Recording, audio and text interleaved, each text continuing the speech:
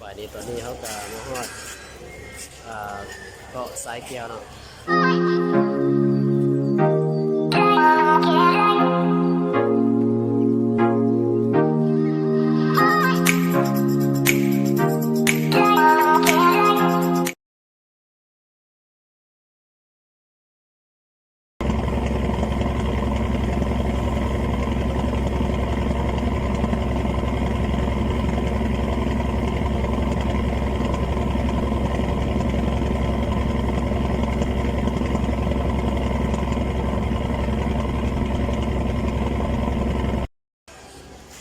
สบายดีตอนนี้เขาก็มาฮอดเกาะสายแก้วเนาะอันนี้กำลังจะซื้อตั๋วตอนไปซื้อตั๋วเพื่อจะเข้าไปเล่นฟังเกาะสายแก้วเนาะก็ต้องซื้อตั๋วข้ามด่าน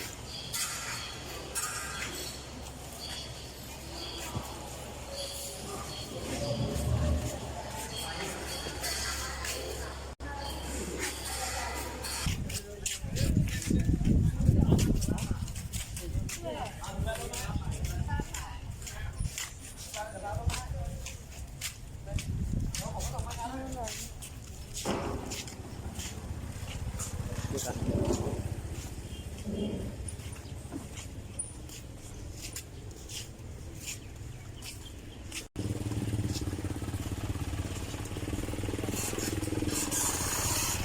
ก็เลยเลือกที่จะไปหาดสะแก้วไปเบิ่งบรรยากาศกันว่ามันจะงามที่ไหนเดี๋ยวไปติดตามชมกันโอเคตอนนี้ก็ขึ้นรถแล้วตอนนี้เนาะรถเรียบร้อยแล้วเราจะเดินทางไปหาดสายแก้วเนาะเดี๋ยวไปติดตามชมพร้อมกันว่ามันจะมีความงามที่ไหนหาดสายแก้ว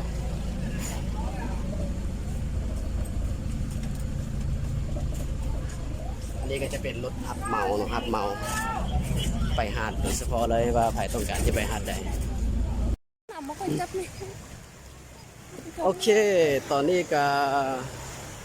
ฮอดเกาะหาดทรายแก้วเรียบร้อยแล้วเนาะนี่บรรยากาศจะประมาณนี้เพราะว่าตอนนี้มันแสงมันสะท้อนกลับแล้วมันภาพมันบ่ค่อยชัดปานใด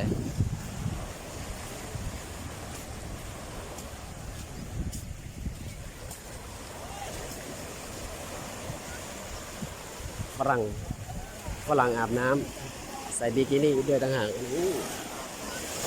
โอ้โห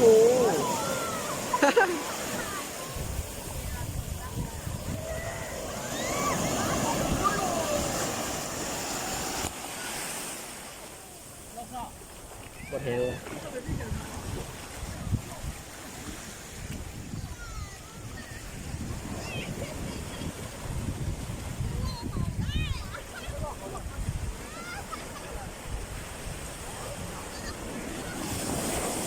บนฝรั่งเนาะจีนอาบน้ำกี่ดอนฝรั่งโมเมนต์